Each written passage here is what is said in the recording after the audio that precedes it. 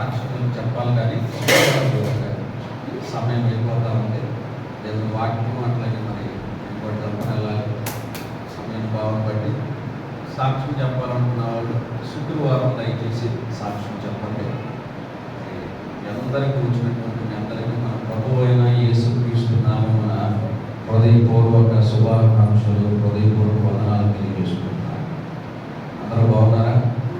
చాలా కాలమైనప్పుడు కూడా క్రమముగా దేవుడి సన్నిధికి వద్దాం. దేవుడి నుంచి గొప్ప మేలులు, గొప్ప భాగ్యాన్ని మనందరం కూడా పొందుకుంటాం. నిన్న దేవుడు పెట్టారా, శుక్రవారం ఉదయకాల సమయంలో ఉపవాస ప్రార్థన కూడిక జరుగుతుంది. అందరూ కూడా ఉపవాస ప్రార్థన కూడికలు ఉదయకాల సమయంలో 10:30 నుండి జరుగుతుంది. జ్ఞాపకం చేసుకుని అందరూ కూడా తప్పనిసరిగా రండి. మరి అట్లాగే బైబిల్ క్లాసు సోమ మంగళవారాలు సాయంత్రము మన తెనాలి చర్చిలో ఇక్కడ జరుగుతుంది. సాయంత్రం 7 గంటల నుండి 9 గంటల వరకు మరి దైవజనులు మరి మిగతా ఆసక్తి కలిగిన వారు ఒక 5 వస్తున్నారు. మరి మీరు కూడా కలిసి ఇంకా నేను కూడా నేర్చుకోవాలనుకున్న వాళ్ళు తప్పకుండా రండి. దేవుడి వాక్యాన్ని నేర్చుకుంటాం. మరి ఇంకా కూడా మీకు తెలిసిన వారికి కూడా తెలియచేయండి. మాటలు అందరం కూడా దేవుడి మాటలు నేర్చుకుని దేవుడి సన్నిధిలో కొనసాగుతాం. రోజు దేవుడి వాక్యాన్ని కొద్దిసేపు ధ్యానం చేసుకుందాం. త్వరగా ప్రభు యొక్క వాక్యమును చూద్దాం. పరిశుద్ధ గ్రంథం నుండి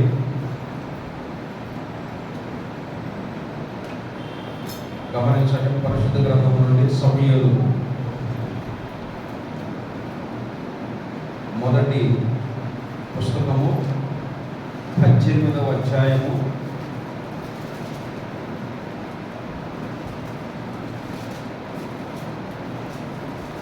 సమూయేలు మొదటి పుస్తకము 18వ అధ్యాయము 3వ వాక్యము నుండి మనము చదువుకుంటాం. దావీదు తనకు ప్రాణ స్నేహితుడని భావించుకుని అతనిని ప్రేమించుచు యోనాతాను అతనితో నిబంధన చేసుకొనెను. మరియు యోనాతాను తన దుప్పటిని, తన కత్తిని, తన విల్లును, నడికట్టును తీసి దావీదుకు ఇచ్చెను. చాలా జాగ్రత్తగా ఈ యొక్క వాక్యమును మనము ఆలకిద్దాం, ధ్యానిద్దాం. ఈ మాటలలో ఉన్నటువంటి ఆంతర్యం మనం తెలుసుకుని మన దైవిక జీవితంలో దేవుని వాక్యానుసారముగా మనం బ్రతుకుదాం. జాగ్రత్తగా ఈ వాక్యాన్ని మీరు చూసినట్లయితే ఇక్కడ 2 వ్యక్తులు ఉన్నారు. ఒక ఆయన పేరేమో యోనాతాను, రెండవ వ్యక్తి పేరేమో దావీదు. ఎవరి పేరండి? ఒక ఆయన పేరు యోనాతాను, రెండో ఆయన పేరు దావీదు.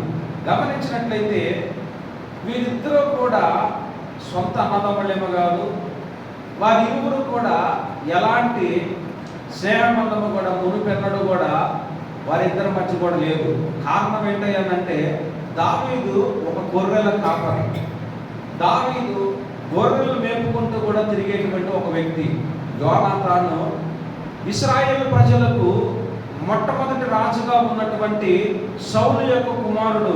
అతను ఎవరయ్యానంటే ఆ యొక్క ఇశ్రాయేలు యొక్క దేవుని రాజ్యానికి రాజకుమారుడుగా ఉన్న వ్యక్తి ఆయన యోనాతాను. గమనించినట్లయితే యోనాతానేమో రాజకుమారుడు, యువరాజుగా ఉన్నాడు. దావీదేమో గొర్రెల కాపరిగా ఉన్నాడు. గమనించండి, వీళ్ళిద్దరికీ ఎలాగైనా స్నేహము, ఎలాగైనా సరే వారిద్దరి మధ్య అనురాగం, ఆప్యాయత కలుగుతుందంటారా? కలగడం కూడా కలగదు. కారణం ఏంటంటే యోనాతానేమో ఆయన ఎక్కడుంటాడు తెలుసా? రాజభవనంలో ఉంటాడు. ఈయనేమో దావీదేమో పొలాల్లో, కొండల్లో, గుట్టల్లో ఆయన గొర్రెలను మేపుకుంటూ తిరుగుతూ ఉంటాడు.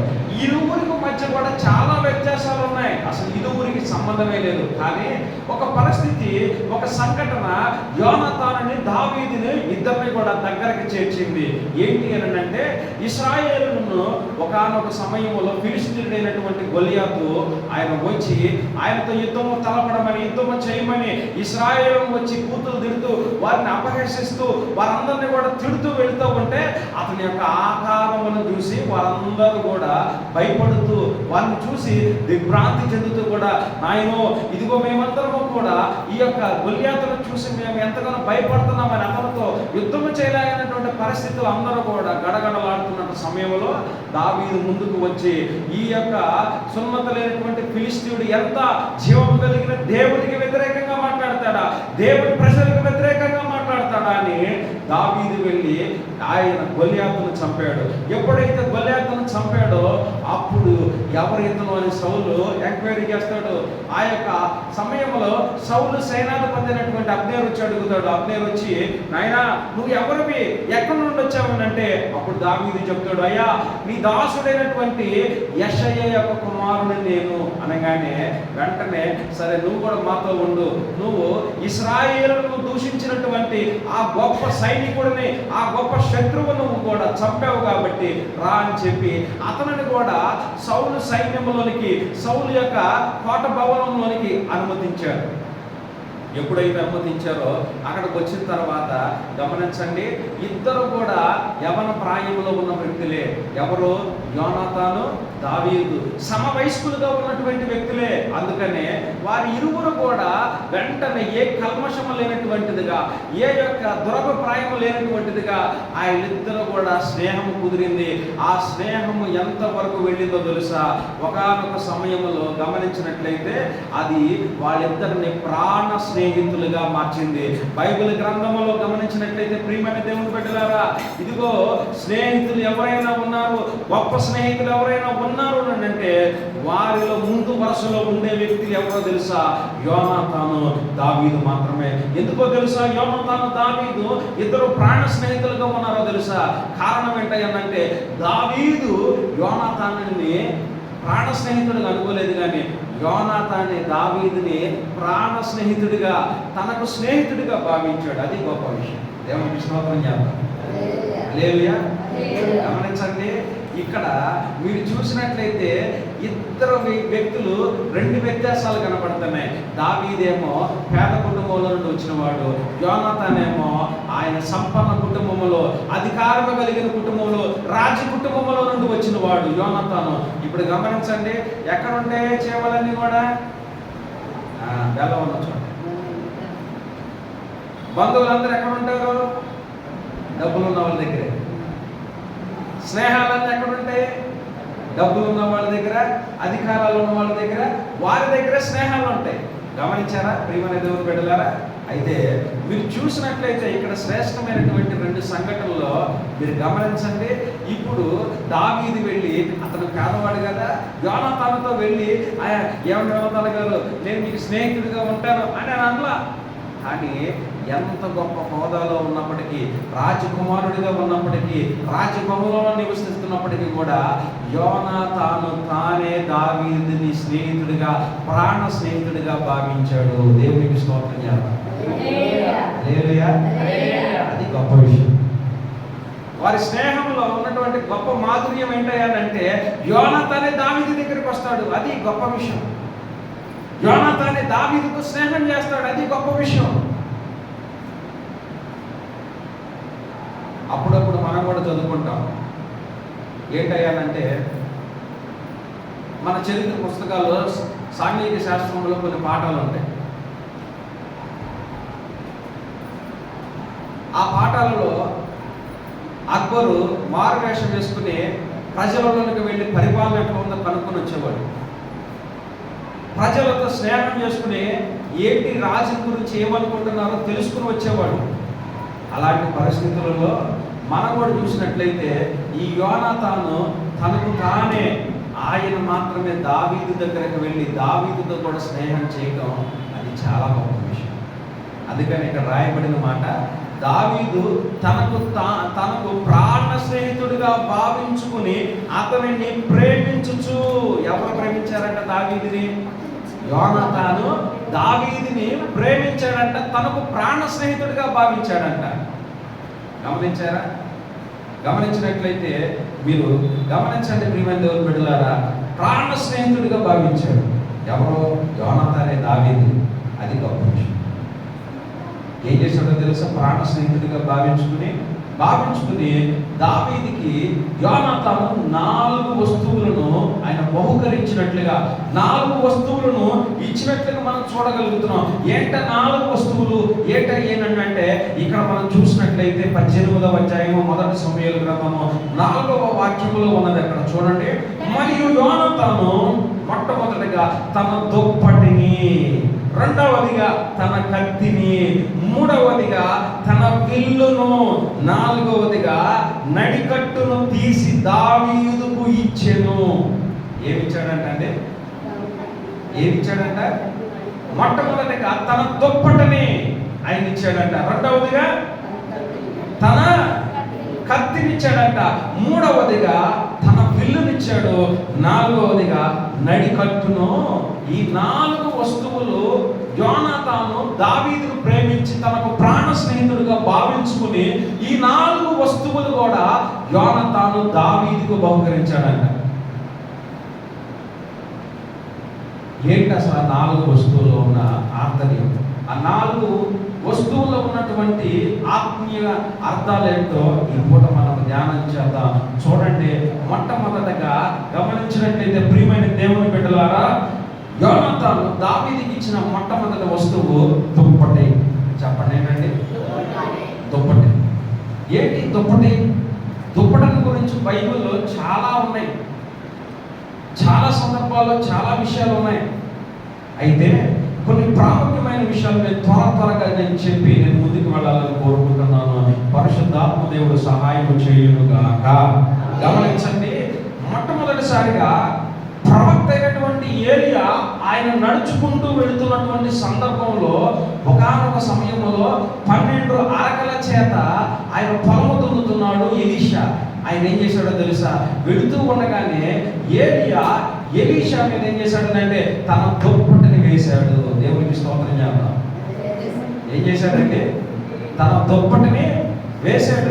ఎప్పుడైతే తన దుప్పటిని వేశాడో ఆ దుప్పటిలో ఉన్నటువంటి అభిషేకము ఎవరి మీదకి వచ్చిందని అంటే ఎలీషా మీదకి వచ్చింది. ఇక ఎలీషా వెంటనే ఏం చేశాడంటే ఏలియా గారి దగ్గరికి వెళ్ళి, అయ్యా నేను నా తల్లిదండ్రులు వాళ్ళందరికీ చెప్పేసి వస్తానని తాను ఏం చేశాడంటే ఆ యొక్క ఎద్దులను ఆ పొలానికి ఉపయోగిస్తున్నటువంటి వాటిని అన్నిటిని వధించి అందరికి చక్కగా భోజనాలు పెట్టి సమస్తమును కూడా విడిచిపెట్టి ఎలీషాతో వెంబడించిన వాడిగా, ఎలీషా ఏలియాతో వెంబడించిన వాడిగా, ఏలియా యొక్క పరిచర్యలో కొనసాగిన వాడిగా మనం చూడగలుగుతున్నాం. గమనించండి, దుప్పటి దేనికి సాదృశ్యంగా ఉన్నదంటే అభిషేకమునకు సాదృశ్యంగా ఉన్నది. దేవునికి స్తోత్రం చేద్దాం. హల్లెలూయా. ఒకనొక సమయంలో వీళ్ళు పరిచర్యలో ఎలీషా పరిచర్యలలో మనం చూడగలిగినట్లయితే ఎలీయా ఆ దేవుని అగ్ని రథాల చేత కొనుక్కోబడే సమయం వచ్చిందండి. కొనుక్కోబడే సమయం వచ్చినప్పుడు ప్రవక్తలందరూ కూడా, శిష్యులందరూ కూడా ఎలీషాతో అంటారు, మీ గురువు గారైనటువంటి ఏలియా గారు ఆయన అగ్ని రథాల చేత కొనుక్కోబడుతున్నారు, మీకు తెలిసిందా? తెలిసింది. వెంటనే ఏం చేశాడో తెలుసా? ఇక ఏలియా ఎక్కడికి వెళితే ఎలీషా కూడా ఆయనతో పాటు అదే మార్గంలో వెళుతున్నాడు. ఏలియా ఏ మార్గంలోకి వెళితే ఆయనతో కూడా వెంబడిస్తూ అదే మార్గంలో వెళుతున్నాడు. గమనించండి ప్రియమైన దేవుని బిడ్డలారా, అలాగున వెళుతున్నటువంటి ఆ సందర్భంలో ఒకానొక సమయంలో యోర్దాను దగ్గరకు వస్తే ఏలియా తన దగ్గర ఉన్న దుప్పటిని తీసుకుని వెంటనే నది మీద పట్టగా ఆ నది కూడా ఏమైపోయిందంటే చక్కగా విడిపోయి నేల ఆరిపోయిన దానిలో నడుచుకుంటా వెళ్ళిపోయారు. వెళ్ళిపోయిన తర్వాత ఏలియా అంటాడు ఎలీషాతో, అయ్యా ఇంతకాలం నన్ను వెంబడించావు కదా, ఇంతకాలం నాతో కూడా నడిచావు కదా, మరి నీకేం కావాలి అని అంటే, అయ్యా నీ మీద ఉన్నటువంటి దేవుని ఆత్మ 2 పాళ్ళు నాకు దయచేయి అనగానే అది బహు కష్టతరంగా ఉంది. కారణం ఏంటంటే అభిషేకం అనేటువంటిది ఏంటో తెలుసా? ఒక వ్యక్తి దేవుని యొక్క అనుగ్రహం ఉంటే దేవుడే ఆ వ్యక్తిని అభిషేకించే గొప్ప కార్యము మన జీవితంలో జరిగిస్తాడు. నీకు ఆసక్తి ఉంటే, నీకు కోరిక ఉంటే, దేవా నీ అభిషేకము నేను పొందుకోవాలయ్యా, నీ అభిషేకము ద్వారా నేను బలమైన కార్యములు జరిగించాలి, నీ అభిషేకము ద్వారా నా జీవితంలో గొప్ప కార్యములు నేను పొందుకోవాలైనా అని ఎవరైతే తలంచుకుని దేవుని అభిషేకము కొరకు ఆయన మార్గంలో నడుస్తూ ఉంటారో ఆయన అభిషేకాన్ని మనం పొందుకునే వారంగా ఉంటాం. కారణం ఏంటో తెలుసా? మనము హిమాలయ పర్వతాల్లోకి వెళ్ళామనుకోండి, అక్కడ మంచు కొండలు ఉంటాయి. మంచు కొండలకు ఉండగానే మన శరీరం అంతా కూడా వేడిగా ఉంటుందా లేదంటే చల్లగా అయిపోతుందా? చెప్పాలి, చల్లగా అయిపోతుంది. గమనించండి, ఎప్పుడైతే ఆ మంచు కొండకి మన శరీరం కూడా మంచులో ఉన్నటువంటి చల్లదనం మన శరీరంలోనికి ఎట్లాగైతే వస్తుందో, మనము కూడా దేవుని వాక్యానుసారముగా దేవుని యొక్క క్రియలను మన జీవితంలో కూడా అనుసరించి దేవునికి దగ్గరగా నడుచుకుంటూ ఉంటుంటే ఆయనలో ఉన్న అభిషేకం మనలోకి వస్తుంది. అలాంటి అభిషేకం మనందరము పొందుకుందాము గాక. మోషే సీనాయి కొండ మీదకి వెళ్ళాడు, దేవుడితో గడిపిన తర్వాత ఆయన దిగి కిందకు వస్తా ఉంటే ఆయన ముఖాన్ని అందరూ కూడా తేరి చూడలేకపోయారు. కారణం ఏంటంటే మోషే ముఖం కూడా ప్రకాశిస్తూ ఉన్నది. ఎందుకు అని అంటే దేవునిలో ఉన్న అభిషేకం ఎవరిలోకి వచ్చింది? మోషే మీదకి వచ్చింది. ఆయన అంటున్నాడు, అయ్యా నీలో ఉన్న అభిషేకము, నీలో ఉన్న దేవుని ఆత్మ నాకు 2 పాళ్ళు కావాలనగానే వెంటనే అన్నాడు, అది జరిగిందో జరగదో. ఒకవేళ కనుక నేను అగ్ని రథాల చేత కొనుక్కోబడుతున్నప్పుడు అయ్యా నన్ను కనుక నువ్వు చూస్తే అది దేవుని యొక్క అభిషేకం నీకు ఇస్తాను, అది దేవుని అభిషేకం నీకు దొరుకుతుంది అని ఏలియా చెప్పినప్పుడు, అలాగుననే ఏలియా అగ్ని రథాల చేత కొనుక్కోబడుతున్నప్పుడు ఎలీషా చూస్తాడు, నా తండ్రి, అయ్యా నా తండ్రి అని బిగ్గరగా కేకలు వేస్తా ఉంటాడు. కానీ కనపడతాడా? కనపడడు. కానీ ఏలియా ఏం చేస్తాడంటే దుప్పటిని చించి కిందకి విసిరేస్తాడు. ఎప్పుడైతే ఆ దుప్పటి ఎలీషాకు దొరికిందో వెంటనే ఆ దుప్పటిని తీసుకుని మరలా యోర్దాను నదిని కొట్టగానే వెంటనే ఏమైపోతుందో తెలుసా? మరలా 2 పాయలుగా చీల్చబడింది. ఆయన నది దాటుకుని అవతలకు వస్తాడు. ప్రవక్తల శిష్యులందరూ కూడా చూస్తే ఈ కార్యాలనే, ఇదిగో ఎలీషాలో దేవుని ఆత్మ అభిషేకం ఉన్నది గనక అని అందరూ గుర్తుపడతారు. గమనించండి ప్రియమైన దేవుని బిడ్డలారా, దుప్పటి దేవుని పరిశుద్ధాత్మ కొరకు, దేవుని యొక్క అభిషేకానికి సాదృశ్యం. యోనాతాను ఏమి ఇచ్చాడో తెలుసా? దావీదికి. యోనాతాను దావీదికి తనలో ఉన్నటువంటి అభిషేకాన్ని ఇచ్చాడు. అభిషేకం పూర్వపు కాలంలో, పాత నిబంధనలలో యాజకులకు అభిషేకం చేసేవాళ్ళు, రాజులకు అభిషేకం చేసేవాళ్ళు. అటువంటి అభిషేకాన్ని నా తర్వాత, మా తండ్రి తర్వాత ఎవరయ్యా రాజుగా ఉండేదనంటే సౌలు తర్వాత నిజానికి దావీదే రాజుగా ఉంటాడు. అటువంటి గొప్ప సంఘటన ఎవరు గుర్తిస్తారో తెలుసా? యోనాతాను గుర్తించి ఆ దుప్పటిని ఎవరికి ఇస్తారో తెలుసా? దావీదుకి ఇస్తాడు. ప్రియమైన దేవుని బిడ్డలారా, జ్ఞాపకం చేసుకునండి. ఈ యొక్క ఉదయకాల సమయంలో మనం జ్ఞాపకం చేసుకోవాల్సింది ఏంటంటే, యోనాతాను దావీదుకి దుప్పటిని ఇచ్చినట్లుగానే, అభిషేకమును ఆయన ఇచ్చినట్లుగానే మనము కూడా దేవుని దగ్గర నుండి అభిషేకము పొందుకోవాలి. దేవుని దగ్గర నుండి పరిశుద్ధాత్మను పొందుకోవాలి. నా ఆత్మ లేని వాడు నా వాడు కాదు అంటున్నాడు కనుక దేవుని ఆత్మ కొరకు మనం కనిపెట్టాలి. దేవుని ఆత్మ కొరకు తీవ్రత కలిగి, దేవుని పరిశుద్ధాత్మ కొరకు ఉపవాసం ఉంటే, నాయనా నీ ఆత్మ చేత నన్ను నింపు, నాయనా నీ ఆత్మ చేత నన్ను నింపు ప్రభువా అని దేవుని అభిషేకాన్ని మనం పొందుకున్నప్పుడు, ఆనాడు ఏలియా 7 అద్భుత కార్యాలు జరిగిస్తే ఎలీషా 14 అద్భుత కార్యాలు జరిగించాడు. కాబట్టి మన జీవితంలో కూడా దేవుని పరిశుద్ధాత్మను అభిషేకమును మనం పొందుకుంటే మన జీవితంలో గొప్ప కార్యాలు జరుగునుగాక. మనం కూడా దేవుని అభిషేకమును, దేవుని పరిశుద్ధాత్మను పొందుకుందుముగాక. చక్కగా పాట. అంత్యకాల అభిషేకం సకల జనుల కోసం, కోతకాల సమయమిది, తండ్రి నీ ఆత్మతో నింపుమా. అంత్యకాల అభిషేకం సకల జనుల కోసం, కోతకాల సమయమిది, తండ్రి నీ ఆత్మతో నింపుమా. మండే అగ్నిల్లరా దేవా, ఎగసేయు అభిషేకించు, నన్ను తాకుమా, జీవనది వలె ప్రవహించుమా. మండే అగ్నిల్లరా దేవా, అన్య భాషతో అభిషేకించు, నన్ను తాకుమా, జీవనది వలె ప్రవహించుమా. అంత్యకాల అభిషేకం సకల జనుల కోసం. చాలు. గమనించినట్లయితే యోనాతాను దావీదుకి ఇచ్చింది దుప్పటి అభిషేకం మనకు సాదృశ్యంగా ఉన్నది. మన జీవితంలో కూడా దేవుని పరిశుద్ధాత్మను, దేవుని అభిషేకాన్ని మనం పొందుకున్నప్పుడు మన జీవితంలో కూడా దేవుని గొప్ప కార్యాలు జరుగునుగాక.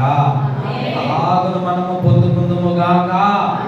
రెండవదిగా చూద్దాం ప్రియమైన దేవుని బిడ్డలారా, యోనాతాను దావీదుకి ఏమి ఇచ్చాడో చూద్దాం. 18వ అధ్యాయము 4వ వాక్యంలో ఉందో చూడండి ఒకసారి. మరియు యోనాతాను తన దుప్పటిని, రెండవది ఏంటంటే తన కత్తిని. యోనాతాను దావీదుకి ఏం బహుకరించాడు? రెండవదిగా తన కత్తిని బహుకరించాడంట. కత్తి దేనికి సాదృశ్యంగా ఉన్నదో తెలుసా? బైబిల్లో దేవుని వాక్యానికి సాదృశ్యంగా ఉన్నది. దేనికి సాదృశ్యంగా ఉన్నదని? వాక్యమునకు సాదృశ్యంగా ఉన్నది. గమనించండి, వాక్యము అగ్ని వంటిది, వాక్యము అద్దము వంటిది, వాక్యము చాకల వాని యొక్క సబ్బు వంటిది. వాక్యము దేని ఉంటుందో తెలుసా? రెండంచులు వాడగలిగినటువంటి కత్తికి సమానంగా సాదృశ్యంగా వాడబడినది. చూడండి, హెబ్రీయులకు రాసిన పత్రిక 4వ అధ్యాయము 12వ వాక్యమును మనం చూద్దాం. ప్రియమైన దేవుని బిడ్డలారా, దేవుని యొక్క వాక్యము సజీవమై బలము గలదై రెండంచులు గల ఎటువంటి ఖడ్గము కంటేను వాడిగా ఉండి ప్రాణాత్మలను, కీళ్లను, మూలుగులను విభజించునంత మట్టుకు దూరుచు హృదయం యొక్క తలంపులను, ఆలోచనలను శోధించుచున్నది. దేవుని వాక్యం అంట. ఆ వాక్యం మనలోకి వచ్చిన తర్వాత మనలో ఉన్న పాపమును పొడుస్తుందంట, మనలో ఉన్న దురాలోచన పొడుస్తుందంట.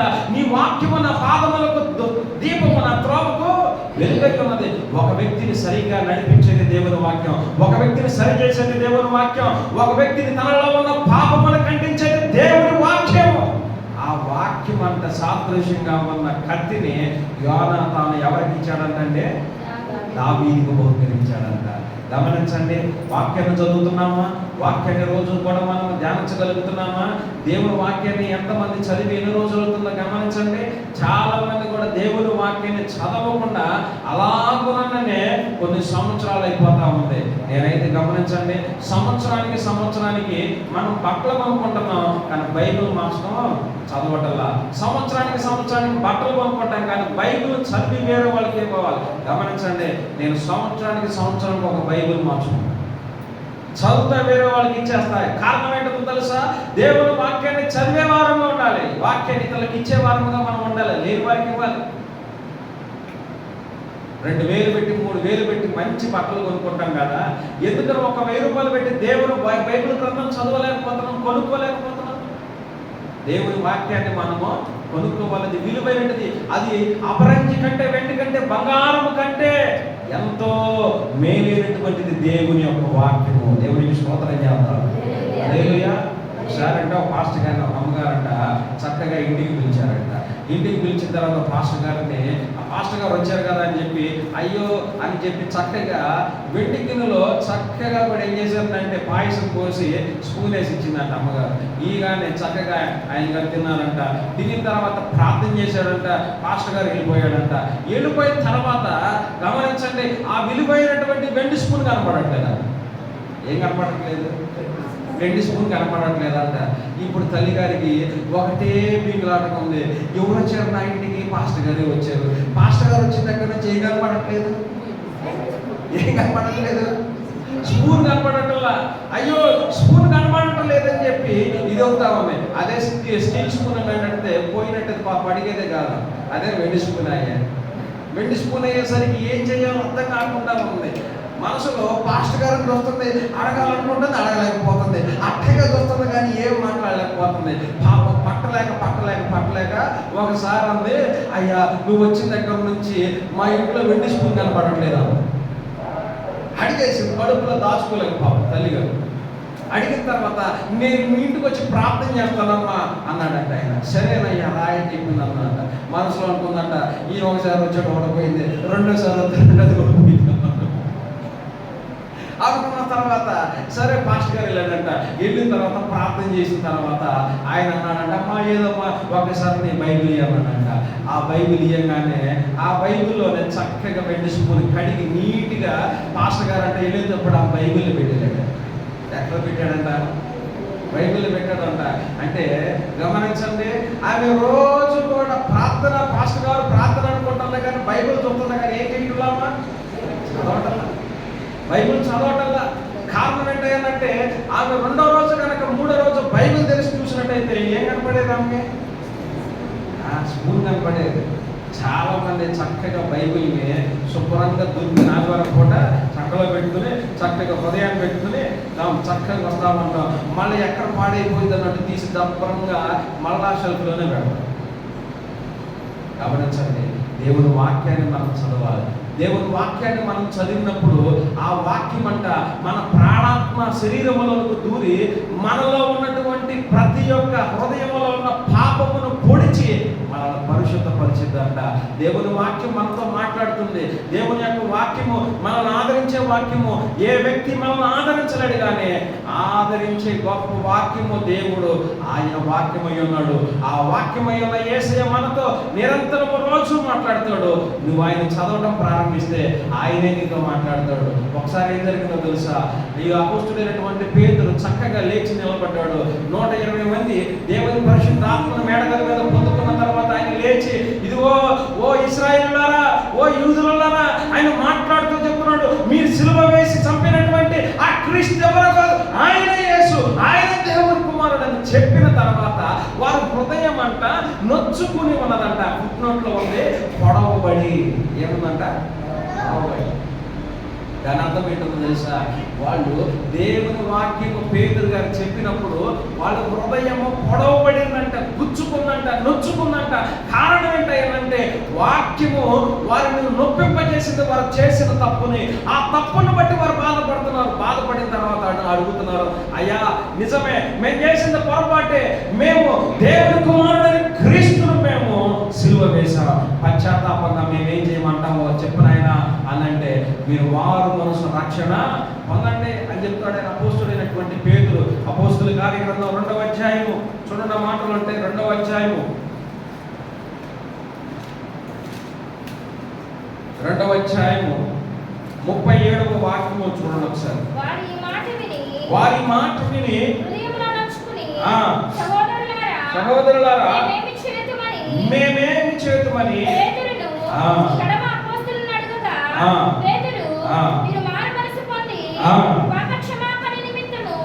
ప్రతివాడు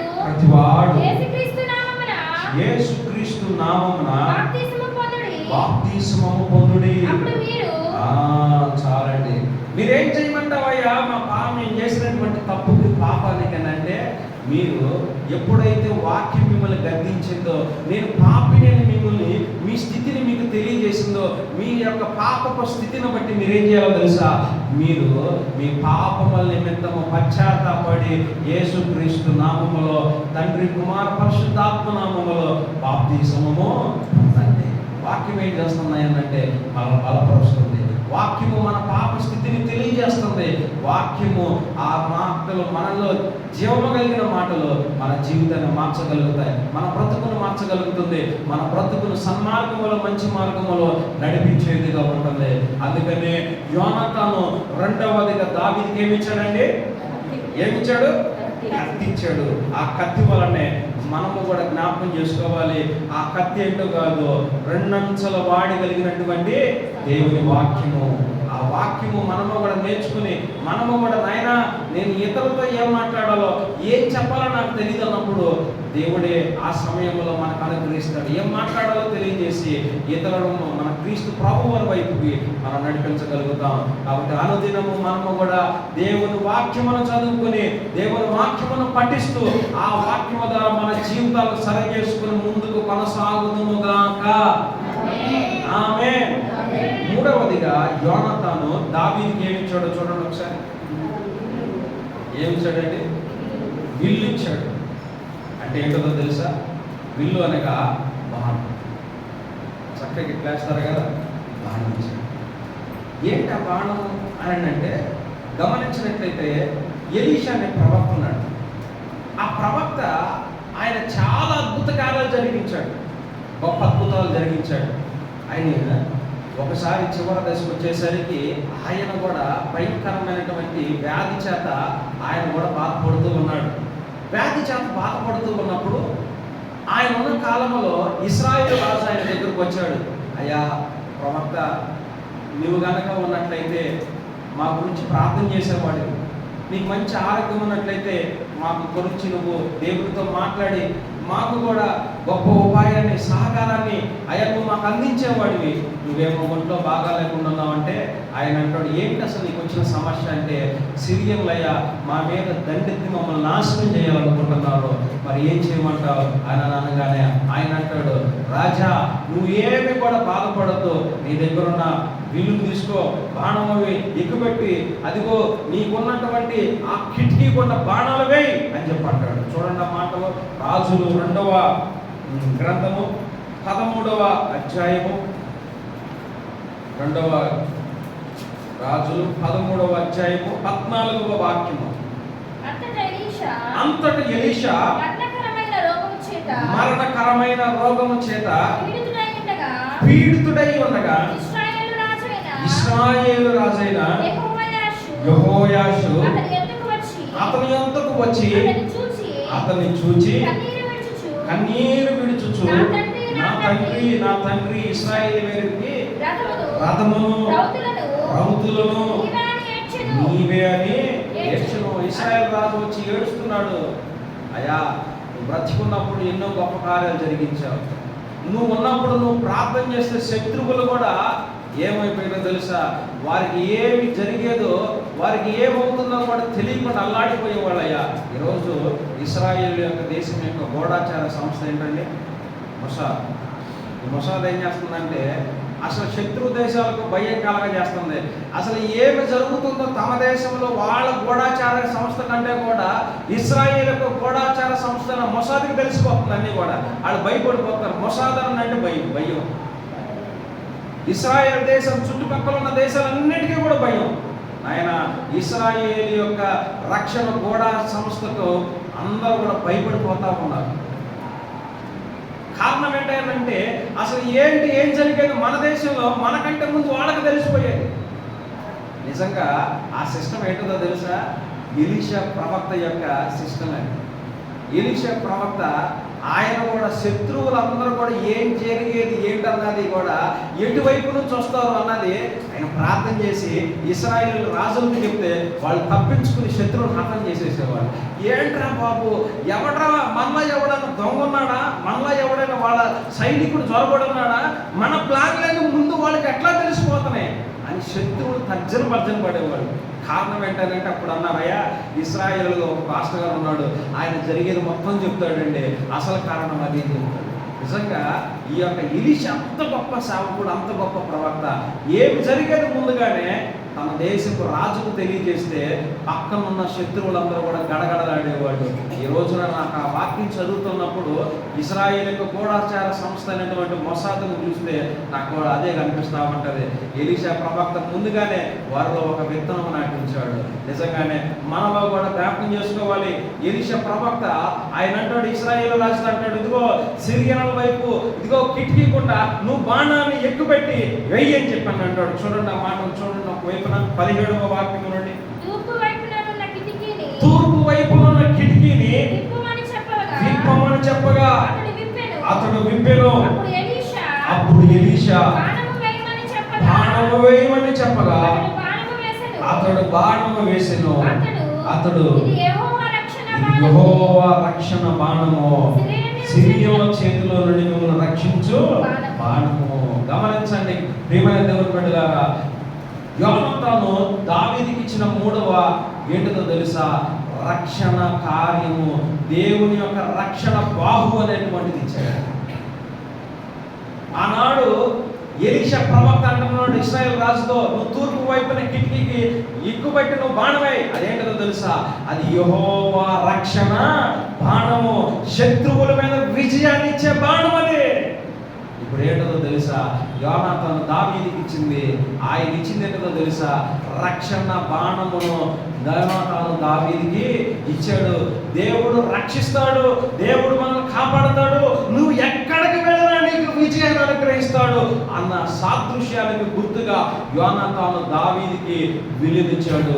ఆ విల్లు ద్వారా నీవు ఘనమైన గొప్ప కార్యాలు చేస్తావు, శత్రువుల మీద విజయాన్ని పొందుకుంటావు అని సాదృశ్యంగా ఇచ్చాడు. ప్రియమైన దేవుని బిడ్డలారా, మన జీవితంలో కూడా మన శత్రువుల మీద మనం విజయం సాధించగలుగుతున్నామా? బయట శత్రువులన్నా జయించగలమేమో కానీ ఇంటిలో శత్రువుల మీద మాత్రం మనం జయించలేము. ఆ పోరు బహుభయంకరంగా ఉండదు. ఆ పోరు బహుభయంకరంగా ఉండదు. బయట వాళ్ళన్నా పర్వాలేదు అనుకోవచ్చు. అది జ్ఞాపకం చేసుకోండి ప్రియమైన దేవుని బిడ్డలారా, అది ఇంటనైనా బయటనైనా దేవుడు మనందరికీ శత్రువుల మీద రక్షణ అనే విజయమును మనకు అనుగ్రహించునుగాక. దేవుడు మనందరికీ కూడా శత్రువుల మీద విజయం అనే రక్షణను మనకు అనుగ్రహించునుగాక. అది అనారోగ్యమైన, అది వ్యాధి అయినా, అది అప్పులైనా, మన మీద అనేక మంది కూడా శపించుకుంటున్న వారైనా, ఎలాంటి శాపవచనాలైనా శాపక్రియలైనా యేసు నామములో ప్రతి అపవాది క్రియలు లయమైపోవునుగాక. ఆయన మనకు అన్ని విషయాల్లో విజయాన్ని దయచేస్తాడు. మనకు అప్పుల మీద విజయాన్ని ఇస్తాడు, అనారోగ్యం మీద విజయాన్ని ఇస్తాడు. మనకి ఏది శత్రువుగా ఉన్నదో వాటన్నిటి మీద మనకు విజయాన్ని అనుగ్రహిస్తాడు. అలాంటి రక్షణ విజయానికి సాదృశ్యంగా ఉన్న విల్లును యోనాతాను దావీదుకి అనుగ్రహించాడు. నాలుగవదిగా చూద్దాం ఆయన ఏమి ఇచ్చాడు. ప్రేమ దేవుని బిడ్డలారా చూడండి, నాలుగవదిగా నడికట్టును ఆయనకు అనుగ్రహించు. ఏంటి ఈ నడికట్టు? నడికట్టు అని అనగా ఇప్పుడైతే మేము బెల్టులు పెట్టుకుంటున్నాం. చక్కగా ఆనాటి కాలంలో వాళ్ళు వేసుకున్న డ్రెస్సును బట్టి అప్పుడు ఏం చేసేవాళ్ళు అంటే ఈ నడుముకు ఒక గట్టి తాడు కట్టుకునే వాళ్ళు. ఎందుకంటే బలం కలిగి ఉండటానికి. చాలా మంది డాక్టర్ దగ్గరికి వెళ్తే నడుము నొప్పి వచ్చిందనగానే ఏమిస్తాడో చెప్పండి, బెల్ట్. ఎందుకు? చక్కగా నిలబడటానికి. చక్కగా నిలబడడానికి బెల్ట్ ఇస్తాడు. బెల్ట్ వేసుకోగానే వంగిపోయినాడు కాస్త తేలిక, అప్పుడు మళ్ళీ కొంచెం నిలబడగలుగుతాం. నడికట్టు అనేది బలమునకు సాదృశ్యంగా ఉన్నది. దేవునికి స్తోత్రం చేద్దాం. హల్లెలూయా. యేసు ప్రభువు గారు కూడా ఆయన కూడా బలము కలిగిన దేవుడే. కానీ ఆ బలము చేత శత్రువులను ఇతరులను మనం దౌర్జన్యం చేయాలని కాదు. యేసు ప్రభు గారు ఏం చేశారో తెలుసా? నడుముకు ఒక తువాలను కట్టుకుని శిష్యుల పాదాలను కడిగాడు. దేవునికి స్తోత్రం. ఏం చేశాడు ఆయన? శిష్యులకు పాదాలు కడిగి తగ్గించుకోవాలి. ఆత్మలో బలము పొందుకునే వారముగా ఉండాలి. ఆత్మలో దేవునిని ఆనందించే వారముగా ఉండాలి. యెహోవా యందు ఆనందించడం వల్ల మనము బలము పొందుకుంటాము. అలాంటి బలము మనము కలిగి ఉండాలి. మనం ఏం చేయాలో తెలుసా? దేవుడు బలం ఇచ్చాడు కదా అని చెప్పి నలుగురు కొట్టడానికి కాదు. ఆ బలము చేత మనం ఏం చేయాలంటే తగ్గించుకొని మనము దేవుని పరిచర్యను, దేవుని కార్యాలను మనం చేయగలగాలి. నడికట్టు బలమునకు సాదృశ్యం. ఎంతో మంది ఆత్మలో బలహీనములైపోయిన వారు ఉన్నామంటే ప్రార్థన లేదు, దేవుని వాక్యము లేదు, విశ్వాసము లేదు, ఉపవాసము లేదు, కన్నీటి ప్రార్థన లేదు, పశ్చాత్తాప ప్రార్థన లేదు. అన్ని ఏమైపోతున్నాయంటే శరీరాన్ని, మన కుటుంబాన్ని బలహీనపరిచేస్తున్నాయి. మనం నడుము వంగిపోయిన వారముగా ఉంటున్నాం. 18 సంవత్సరాల నుండి వంగిపోయిన నడుము వంగిపోయిన మహిళ బలహీనురాలైపోయి యేసయ్య దగ్గరకు వస్తే యేసయ్య ఆమెను ముట్టి ఆమె నడుమును బాగు చేయగా ఆమె నడుముకు ఎప్పుడైతే బలం వచ్చిందో తిరిగి లేచి నిలబడింది. గమనించండి, మనము కూడా ఎంతమంది అయితే ప్రార్థనలో మనము తగ్గిపోతూ ఉన్నామో, ప్రార్థన లేకుండా ఉన్నామో, ప్రార్థన చేయకుండా ఉన్నామో, యేసు నామములో ప్రార్థన అనే బలమును మనము తిరిగి పొందుకుందుముగాక. ఆత్మ బలమును మనం పొందుకుందుముగాక. బలహీనమైన మన ఆత్మను మనం బలపరుచుకుందుముగాక. ప్రార్థన జీవితాన్ని కట్టుకోవాలి, విశ్వాసమును కట్టుకోవాలి. మనము దేవునిలో దినదినము అనుదినము దేవుని బలము చేత నింపబడుదుముగాక. ఏం చేయాలంటే బలం పొందుకునే వారముగా ఉండాలి. మన ఆత్మలో మనం బలము కలిగిన వారముగా ఉండాలి. ఆధ్యాత్మిక జీవితం బలహీనముగా ఉండకూడదు, బలము కలిగిన జీవితముగా మనం ఉండాలంటే ఏది ఉండదో తెలుసా? మనం చదువుకుంటున్న ఈ ఎలీషా ప్రవక్త యొక్క బలం ఏంటో తెలుసా? ఆయన చనిపోయిన తర్వాత సమాధిలో ఆయన పూడ్చిపెట్టిన తర్వాత ఎవరో ఒక అతను చనిపోయి ఆయన సమాధి పక్కనే పెట్టారండి. ఎలీషా గారి యొక్క శల్యములు ఎముకలు చనిపోయినోడికి తగిలితే వెంటనే ఆడు లేచి వచ్చాడు. దేవుని స్తోత్రం. ఆయన లేచి బతికొచ్చాడు. కారణం ఏంటో తెలుసా? ఎముకలలో చనిపోయిన తర్వాత కూడా ఎలీషాలో అంత బలం ఉందండి. మరి నీలో నాలో ఎంత బలం ఉంది? కనీసం మనం ఎలా అనుకుంటున్నామో తెలుసా? నలుగురికి ప్రార్థన చేయండి అంటే ఓ ఊరుకురా బాబు, ఆడికి ప్రార్థన చేసి మనం అనుకుంటాం. చాలా మంది కూడా ఎంత బలహీనంగా ఉంటారో తెలుసా? గమనించండి. ఒకసారి అంటే ఒక ఆయన అంటే ఇంట్లో చచ్చిపోయాడంట. ఇంట్లో చచ్చిపోగానే గురి పెట్టుకోగానే 6 అడుగులు ఉన్నాడంట. ఆడు పెట్టుకోగానే 4 అంతా బయటకు వచ్చిందంట. ఇక రావటం ఆలస్యం. అందరూ కూడా దగ్గరికి అంటలా ఆడికి మనం కొట్టుకుంటుందేమో, ఆడాత్మ మనం కొట్టుకుంటుందేమో అన్నట్టు అందరూ భయపడిపోతున్నారంట. గమనించండి, నరుని ఆత్మ యెహోవా పట్టిన దీపము అది దేవుడు దయచేసిన దేవుని దగ్గరకే వెళ్ళిపోతుంది. ఏమి ఉండదు ఇక్కడ. భయం, బలహీనం. ప్రార్థన అంటే బలహీనం, ఉపవాసానికి బలహీనం, అన్ని బలహీనాలే. అని ఇప్పటికైనా మనం నడుము కొట్టుకోవాలి. ఉపవాస ప్రార్థన చేత బలం కలిగి ఉండాలి. గమనించండి, తరచుగా ఒక వ్యక్తిని ఒక తండ్రి ఒక కొడుకు ఉన్నాడండి. ఆ కొడుకుకి మోగ దయ్యమో చెవిటి దయ్యం పట్టింది.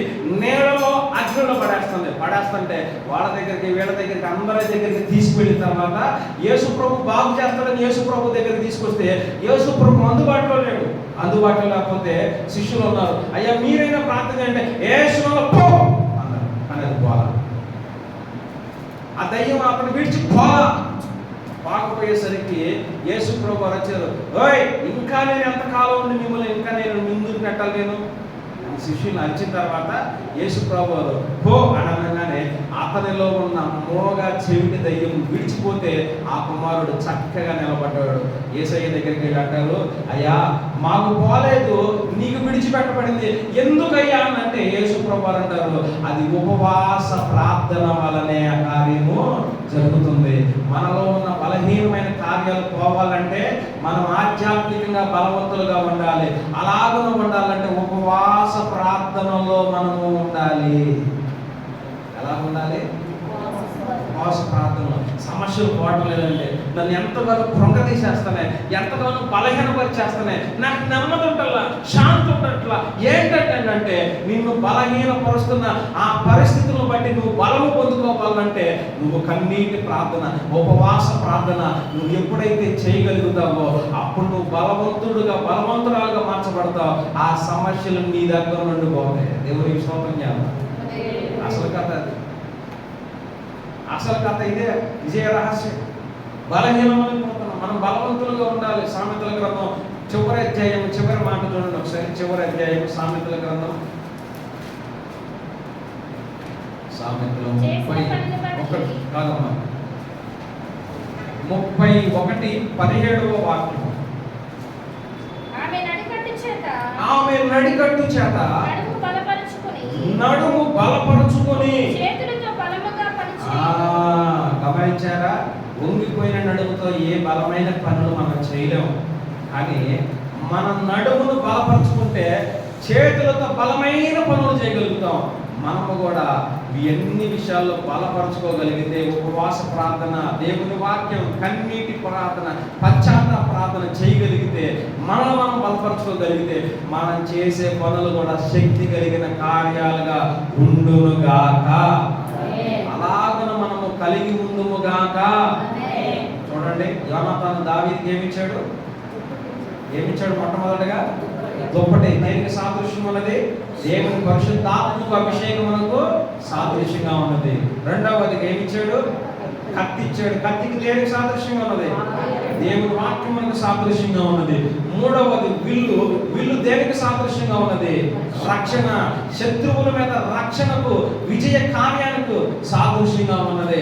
నాలుగవది నడికట్టు. దేనికి సాదృశ్యంగా ఉన్నది? బలము పంచబడడానికి, బలము పొందుకోవడానికి సాదృశ్యంగా ఉన్నది. కాబట్టి యోనాతాను దావీదుకి 4 వస్తువులను ఇచ్చాడు. తద్వారా యోనాతాను ఇచ్చిన తర్వాత దావీదు తన జీవితంలో మరిన్ని గొప్ప కార్యాలు, మరిన్ని గొప్ప విజయాలు ఆయన చేశాడు, పొందుకున్నాడు. అలాగే మనమందరము కూడా ఈ విన్న వాక్య ప్రకారముగా ఈ 4 అంశాలను కూడా మనము కూడా దేవుని పరిశుద్ధాత్మ పొందుకుని ఆయన అభిషేకము చేత నింపబడి ఆయన వాక్యమును దినదినము మనము చదువుతూ ఆయన వాక్యమనే మన్నా చేత పోషింపబడుతూ మనము కూడా శత్రువుల మీద బలము పొందుకుని విజయాన్ని సాధించే వారముగా ఉండాలి. మన ఆధ్యాత్మికంగా మనం బలపరచబడే వారముగా ఉండాలి. అటువంటి కృప ఈ మాటలు దేవుడు మనందరి వినికిడిలో దీవించి ఆశీర్వదించునుగాక. ఆమేన్. చిన్న ప్రార్థన చేసుకుందాం. అందరూ కూడా తలలో వచ్చినట్లయితే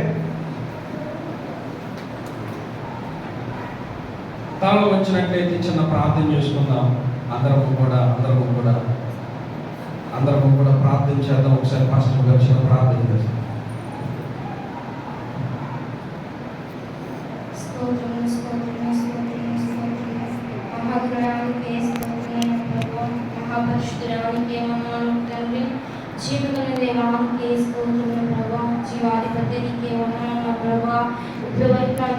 వాక్యం ద్వారా ప్రభా నాతోను మాతోను